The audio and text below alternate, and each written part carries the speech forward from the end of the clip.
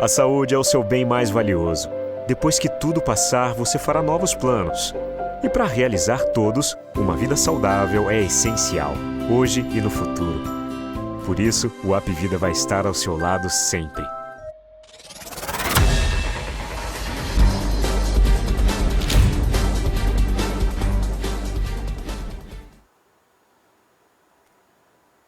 Olá, minha gente, leitores e leitoras do Portal do Holanda, eu sou Humberto Amorim e estou de volta para mais uma entrevista que visa levar a todos vocês, nossos queridos leitores, notícias e informações de suma importância.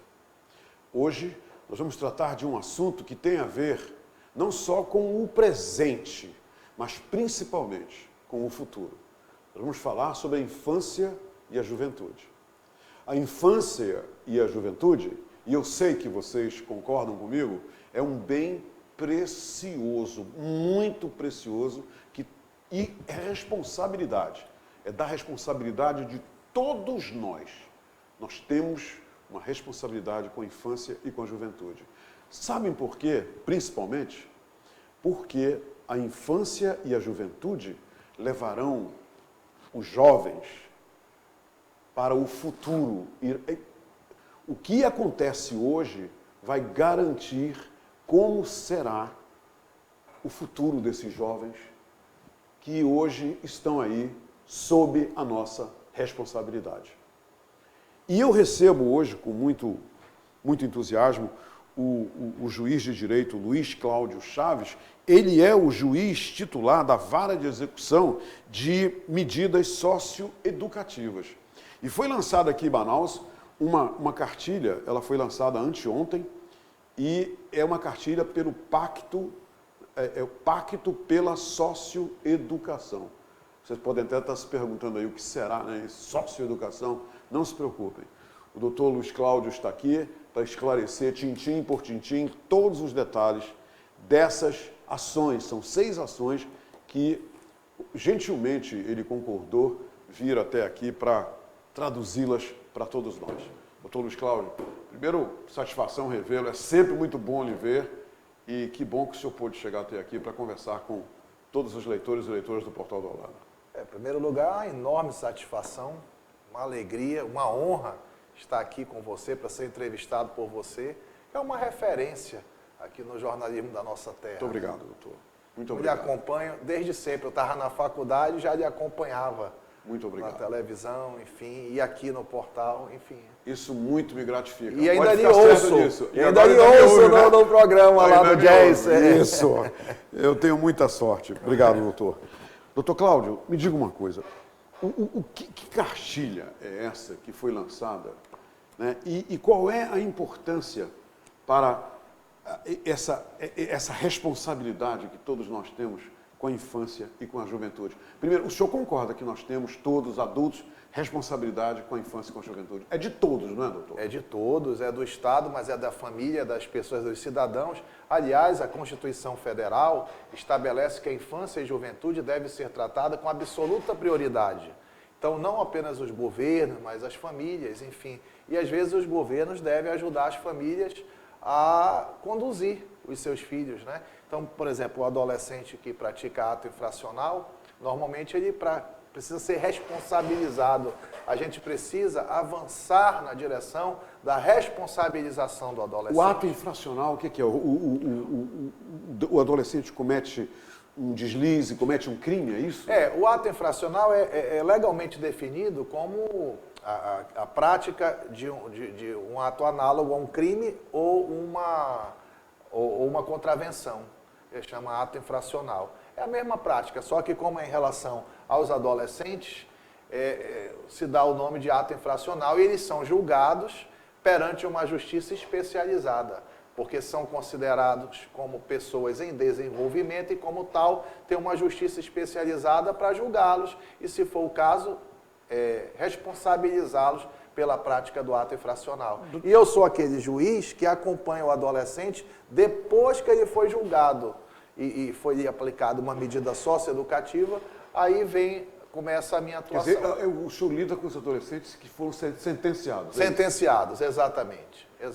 E me diga uma coisa, como juiz, né, da vara que o senhor conduz, lhe surpreende, lhe assusta o número de adolescentes que hoje, é crescente esse número de adolescentes que estão cometendo infrações como essas que o senhor citou? É que, em primeiro lugar, o que me assusta é que o ECA está fazendo 30 anos e aí parece haver ainda uma incompreensão generalizada. O ECA é o Estatuto da Criança e do Adolescente. Então as pessoas, assim, de uma maneira geral, acreditam, o ECA gera impunidade. Ao contrário, o ECA gera responsabilização. O debate sobre essa área da infância e juventude infracional, ele fica muito eclipsado pela questão da redução ou não da maioridade penal. E por isso as pessoas acham que o ECA gera impunidade. Não. Vejam, no Brasil, a responsabilidade criminal começa não aos 18 anos, aos 12 anos, um adolescente, considerando a natureza e a gravidade do ato infracional, ele já pode ser submetido a uma medida socioeducativa de privação de liberdade a partir dos 12 anos. Isso é graças ao ECA. E as pessoas desconhecem isso, né? Só que ele é julgado perante a Justiça da Infância e Juventude, ou seja, há um juiz especializado. Há mais de 100 anos é assim, no mundo inteiro. Os adolescentes devem ser julgados por uma justiça especializada. Isso começou nos Estados Unidos, lá no começo do século XX, em Illinois, e depois o mundo inteiro seguiu copiando, porque se demonstrou que é mais eficaz especializar a justiça. Por que é diferente para o adolescente? Por causa da sua condição peculiar de pessoa em desenvolvimento. É preciso uma justiça especializada. E os números mostram, por exemplo, só para não fugir desse tema da redução ou não da maioridade penal, os números mostram que os adolescentes submetidos a uma medida restritiva de liberdade, para ele ficar apreendido, cumprindo a medida, 78% deles no Amazonas não têm voltado a praticar atos infracionais. Excelente notícia isso. Aí você pega assim, não, vamos reduzir a maioridade penal. Diz, olha, rapaz, eu não sou dono da verdade, eu não sou deputado federal nem senador, porque isso é um assunto do Congresso Nacional, claro. Mas como especialista eu me sinto na obrigação, só trabalho com isso. A minha vida é trabalhar com isso. E dizer o seguinte, que você não pode retirar um adolescente de um local onde 78% se recupera, se redireciona na vida, para jogar dentro de um sistema prisional onde é o inverso, onde 70% volta porque é uma a escola praticar do crime, na verdade, os presídios brasileiros. Então é um grande desafio, isso e no Brasil e no mundo, o sistema prisional, na maior parte dos lugares, então não é privilégio só do Brasil. Então veja, é preciso fortalecer a responsabilização dos adolescentes dentro do ECA. Então, fortalecendo o meio aberto, como a eleição agora é municipal, então é de atribuir, então existem assim, pelo SINASE, pela Lei Nacional do SINASE, do Sistema Socioeducativo, existem responsabilidades gerais, que são do governo federal, as responsabilidades para o meio fechado, que é com o governo do Estado, e a execução das medidas de meio aberto, que são a maioria, pelo município. Então, nessa ocasião, com relação à proximidade da eleição municipal, nós nos reunimos o sistema de justiça, o judiciário, o Ministério Público e a Defensoria, que trabalhamos juntos diariamente e elaboramos assim essa cartilha. Né? Eu, a doutora Luiz-Sandra, promotora de justiça, e a doutora Juliana, exatamente para isso, para qualificar o debate, entendeu? Para mostrar e procuramos fazer a coisa sem ideologia.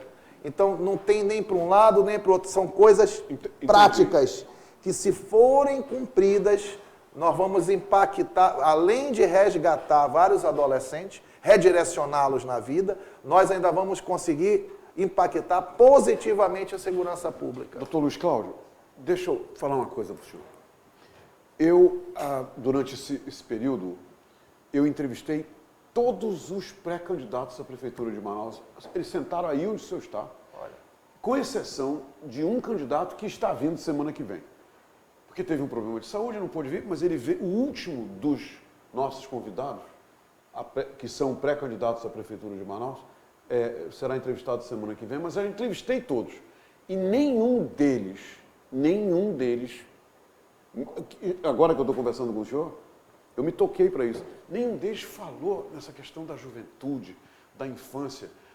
O foco é muito em problemas da cidade, problemas com ônibus, com isso, com aquilo. Me diga uma coisa, essa reunião com candidatos a vereadores, a pré-candidatos, visa justamente isso, trazer para a consciência política essa responsabilidade que é de todos nós com os adolescentes? Olha, sonho e realidade caminham juntos nessa cartilha, porque se ela, já pensou, foi inserida nos programas de governo dos candidatos, quer dizer necessariamente que vai ser inserida no próximo prefeito. Sem dúvida. O próximo tem essas 6 metas aí. O senhor já fez a reunião com os candidatos? Não, nós e estamos... os vereadores? Ou isso aí é um próximo passo? Porque o lançamento foi anteontem, não é? Foi, sim, mas aí nós fizemos com todos os partidos políticos representados de maneira virtual, todos foram convidados. E, além disso, nós estamos agora visitando os candidatos um a um. Que maravilha. Para entregar essa cartilha. E, para nossa felicidade, muitos já tinham conhecimento, porque ela, no meio virtual, ela já está disponível, inclusive, na página do tribunal. Sim, A pessoa pode baixar e ficar com a cartilha em casa. Mas nós ainda imprimimos essas vias para entregar diretamente aos candidatos. O senhor pode citar, por favor, porque são 6 ações. 6 ações. O senhor ações. pode citar algumas delas que o senhor posso. julga de grande importância? Olha, eu gostaria de começar por uma que é uma paixão que eu tenho na minha vida, que é a lei de aprendizagem. Você sabia, Humberto Amorim, se essa lei for cumprida no Brasil, for cumprida em Manaus, nós teremos de 2 a 4 mil novas vagas, postos de trabalho para a juventude em vulnerabilidade social a custo zero. Pela simples implementação Basta cumprir. dessa ação. Basta o prefeito que sentar na cadeira em janeiro do ano que vem e disser assim: no meu governo, nós vamos cumprir a lei de aprendizagem. Só vamos contratar empresas conservadoras e empresas de segurança privada que estejam cumprindo a lei de aprendizagem e que apresentem a comprovação da Superintendência Regional do Trabalho. Isso antiga não é feito DRT. hoje, doutor Luiz Flávio? Não é feito em Manaus e não é feito em 99% dos municípios do Brasil. Seria, inclusive, colocaria Manaus na frente, na vanguarda dos municípios de grande porte do Brasil. Se a prefeitura fizesse isso. Porque, veja, essas pessoas trabalham, por exemplo, no caso dos prestadores das empresas de segurança privada, eles têm que contratar, por força da lei, de 5% a 15%. Nós não propomos nem que contrate 10% ou que cumpra o mínimo, 5%. Contratar adolescentes. 5% da vulnerabilidade social. Quem é sim. vulnerabilidade social? Aquele adolescente está abaixo da linha de pobreza, está nos sinais de trânsito, as pessoas se revoltam, mas essa é uma ação concreta em favor deles, porque se nós que eu digo, a sociedade, e principalmente o Estado, o município, não fizermos nada, quem vai fazer, nós precisamos chegar antes dos traficantes, porque senão eles vão ter oportunidades dadas pelos traficantes. É isso mesmo. E é preciso o Estado chegar e oportunizar aí entra esses o dinheiro jovens. fácil, aí entra o vício, aí acabou. Porque, veja, e grande parte, entre 2 a 4 mil novas vagas, basta cumprir a lei de aprendizagem. Podia botar na licitação, por exemplo, vai ter licitação para contratar as empresas conservadoras. O que mais tem? Todos os órgãos públicos têm empresas conservadoras. Então, só vamos contratar quem estiver com... Quantos vocês já têm? Quantas vagas vocês têm? São 50 vagas? São 100 vagas? Ótimo. Cadê a certidão que estão cumprindo? Quem dá é um órgão federal, que em 24 horas dá a certidão. Não é empecilho para ninguém. Pode ter isso. E aí entra a atuação dos vereadores, porque pode haver uma lei. Pode haver uma lei. Essa lei não existe agora. Existe a lei federal, é suficiente. Quer dizer, municipal não. Mas poderia ter uma lei municipal dizendo o seguinte, que a prefeitura só pode contratar essas empresas que apresentem esse documento da DRT. Você acaba de dar uma grande dica para os candidatos, né? Uma grande dica. Tomara que sigam e nós já entregamos para todos. E quero deixar claro que não faço crítica a nenhum gestor, nada. Mas que isso é um fato, que colocaria a nossa cidade na liderança, na vanguarda desse processo, colocaria. Capacitação e fortalecimento dos conselhos tutelares. É fundamental, é onde são estabelecidas as medidas de proteção para os adolescentes, sabe? O conselho tutelar é uma porta de entrada, sabe? É onde eles começam a atuar. É fundamental esse acolhimento dos adolescentes. Tem uma outra medida aí, que é o fortalecimento dos CREAs, são os Centros Especializados de Referência de Assistência Social. Olha, nós estamos propondo, Manaus tem 5, um em cada região da cidade. Nós estamos propondo aí o fortalecimento dos CREAs, aumentar as equipes técnicas, porque, veja, você não faz nada na área da infância e juventude se você não tratar a família também, não atender a família. Envolver a com família psicólogo, com assistente social. E para que faça isso, precisa ter mais profissionais, precisa aumentar o número de CREAs. Veja, o CONANDA, o Conselho Nacional da Criança e do Adolescente, fala que tinha que ter 32. Realmente, veja, mas tem que crescer aí em vários anos. E nós estamos propondo para os próximos 4 anos aumentar em 5, dobrar. Tem 5, passar para 10. Para 10. Já será de grande valia. Ah, já seria um avanço imenso, E eu acho que dá para fazer. Então, nós não estamos aí colocando nessa cartilha nada que seja impossível, nada que seja teórico. Isso nasceu da nossa experiência prática. E a boa vontade e a determinação coletiva resolve a tudo chamada vontade política. Política. A vontade política. E é por isso que é importante qualificar o debate. Então, o que a gente está subsidiando os candidatos para debaterem e criticarem. Não vamos adotar essas 6, mas nós vamos adotar essas 2, essas 3. Uma ou duas. Tudo que está aí é avanço. Doutor Luiz Cláudio, transformação das escolas em locais de inclusão dos sócio-educantes. Sabe o que acontece? Um adolescente compra uma medida socioeducativa. Toda a pedagogia moderna, eu assisto falarem, os especialistas e tal, ela é inclusiva.